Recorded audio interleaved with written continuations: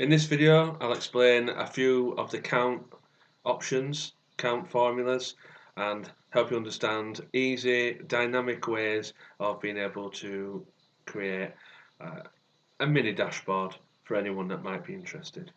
So, this is a table that we made on a previous video with names, address, telephone numbers, the amount that's due to be paid, the amount that has been paid, whether the customer's paid in full, and what the balance is for that customer. Now you might have a manager who says, that's great, I can see that, but I want to see at a glance how many have paid in full, how many have an outstanding balance, how many customers we've got, so on. So the good news is I'm going to show you how to do that now. So I've created another tab called Analysis. And here I've already got a table which I'm going to show you how I made and recreate, okay? So we've got number of customers. So in order to do this, we need to be able to somehow count the number of customers that we're adding to that table. So to do that, the formula we need is count A. Okay, so as you can see from this one, all I've done is I've pressed equals, count A, open bracket, and then I'll show you the rest. So let's delete that, start again. Equals, count A, open bracket. We'll go to the sheet we want, select the first cell, select the column, close bracket. Now you notice it's selected table 1 name. So what it's doing is it's selecting the entire name column. And because this is a table, any new entries that we add to this table will be included in this count, which I'll show you at the end. And then you can see it's counted 8 customers. Now the next one, we've got number of people with outstanding balance. So what we want is only the people that have got an outstanding balance, obviously. So if we were just to do the same as this one, it would just count 8 again because there's 8 entries.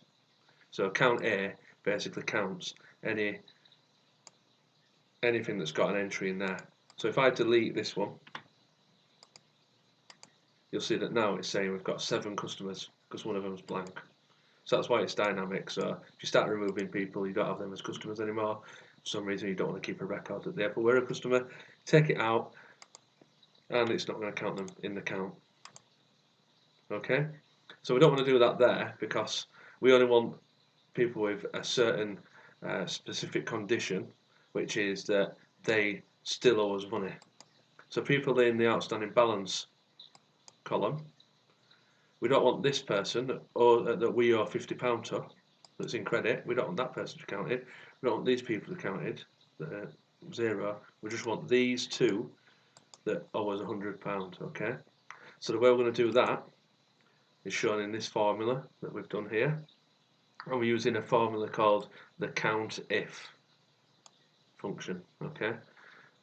So we're going to delete that and I'll show you what I did. So count if, and the range is balance. So again you can see table 1 and it's the balance column. And now what you should always think with formulas is, what are you trying to tell the formula to do? So this is going to count, but only if it comes across a certain scenario or criteria. So if we press comma, we get to criteria. So now we're going to tell this formula what the criteria is in order to count. Okay. So in speech marks, we're going to count anything that is greater than 0. Because if it's greater than 0, then they owe us money. Close the bracket, and there we go, we've got 2, which is correct. So we're counting the balance column, anything greater than 0 will be counted. Let's move to the next one, number of people paid in full. So we're using the count if function here again.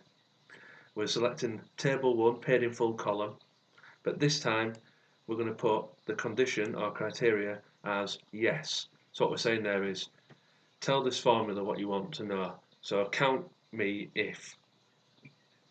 it says yes. Okay, so let's just delete that and we'll do it again. So we're doing count if. So count me if I'm in this column and I say yes. There we go, 2 people. Now we want customers missing a telephone number. Okay, so at the moment that's showing as 0. That's because they've all got a telephone number. So just to test this works before I show you the formula, if I delete one, we've now got 1 missing a phone number, so it does work. So what we've done is count if again. We're counting table 1 and we're counting the telephone number column. But the criteria is something that a bit strange looking, which is just 2 speech marks.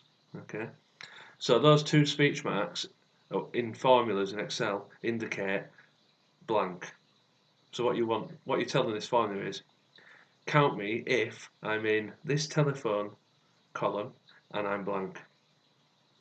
Okay, let's build that formula again.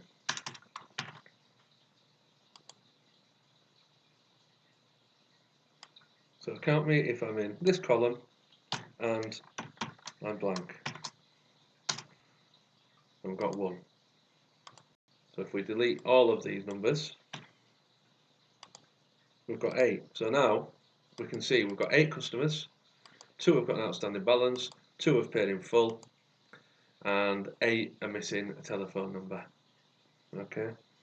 Now these numbers don't make sense because why would you have 8 customers and these 2 only add up to 4? That's only because it's not all filled in. So let's just quickly fill it in. But just easy if we just put same number, and we'll just put a few random things in.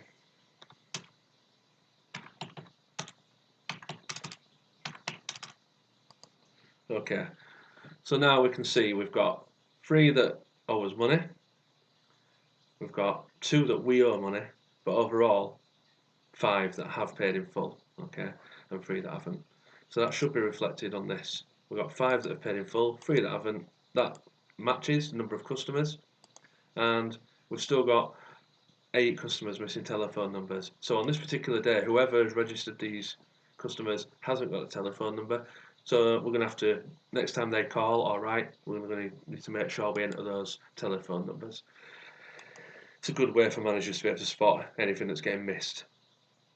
Okay, so now we've done that, you've made this analysis tab for your manager and you've sent him the link, let's say, to access this, or her the link, whoever your manager may be.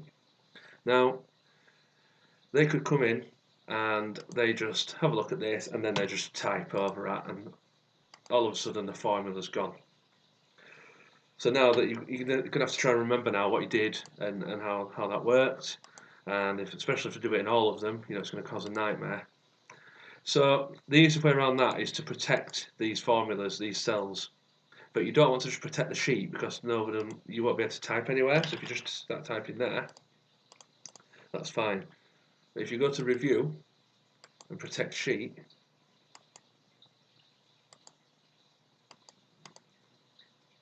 it normally has those 2 selected.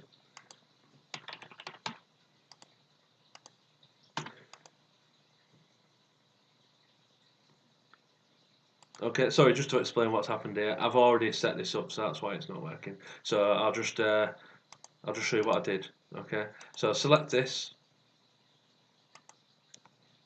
format cells, and then normally they would all be either locked or unlocked, whatever you need. So I think the default is that they are locked. Okay, so if these were locked and then you protected the sheet and then you pressed OK, and then there you go. It won't let you type. That's what I'm trying to show you. Okay, so it won't let you type in any of these. The whole sheet's protected, so no one can use this now.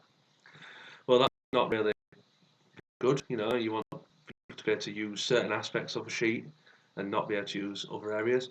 So the best way to do it is select the whole worksheet,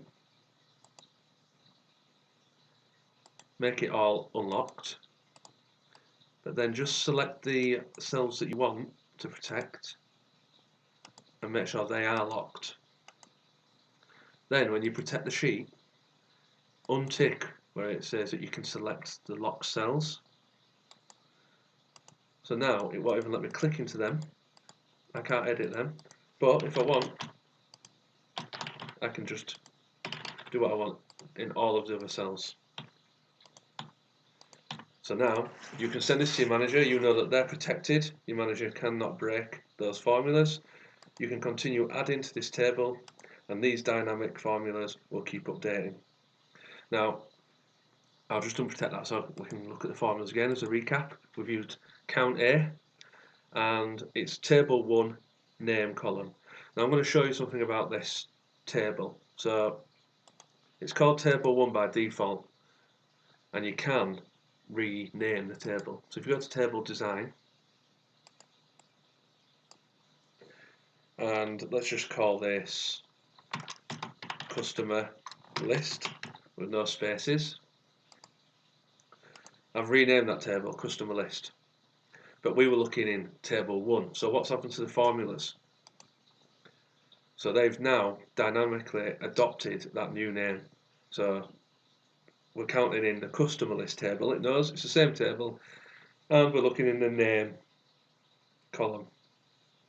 Okay, so what happens if we change the name of that column? Let's maybe call it names. See if it still works. And there we go. Now it's looking in names column. So whatever you change on this table, whether it's the table name, whether it's the names of the headings, it will dynamically adjust to what you've set. And that's because, if you watch the very first video, it's because we set ourselves up to succeed by making this a table from the beginning. Now if we add a new case, that's automatically adopted into this table. The balance is showing as 0 straight away, that's fine. Okay, and this is updated. So we've now got 9 customers on the list. Now you'll notice that this one hasn't updated. So it should be counting. If it's blank in customer list on telephone number, then you need to count it. So what could be the reason for that? Because we've got 9 customers, we've got 9 blank cells.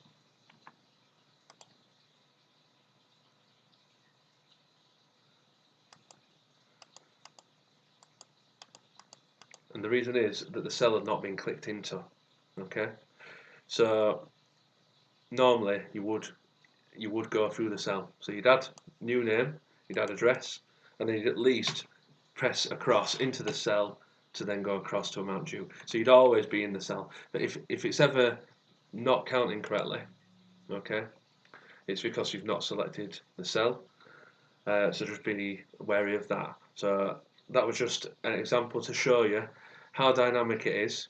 But Excel being Excel does have these little quirks, such as make sure it's been selected and it has become an active cell. Okay, hope that was useful. Now you know how to count. Now you know how to protect the formulas from managers and other staff that may mess it up. And you know how dynamic the table is. Okay, we'll leave it there for now. So if you liked this video, then please do remember to like it below, leave a comment, and don't forget to subscribe to see more. Thank you.